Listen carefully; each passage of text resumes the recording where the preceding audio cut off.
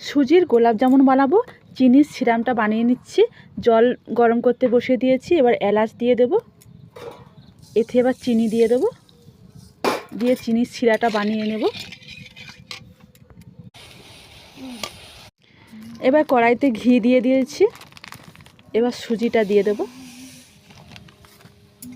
দিয়ে ভালো করে নাড়তে থাকবো যেন বেশি না লাল হয়ে যায়।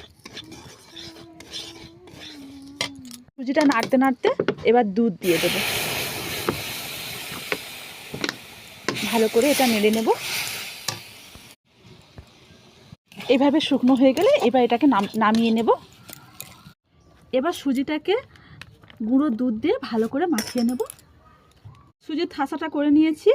এবার এটাকে এইভাবে হাতের সাহায্যে এইভাবে গোল করে নিতে হবে। সুজির মিষ্টিগুলোকে এইভাবে গোল করে নিয়েছি। এবার কড়াইতে তেল দিয়ে দিয়েছি। এবার মিষ্টিগুলোকে ভেজে নেব। এইভাবে লাল লাল করে ভেজে নিতে হবে। সিরামটা যে করে রেখেছিলাম, এবার গোলাপ জামুনগুলো ডুবিয়ে দেবো চিনির সিরামে।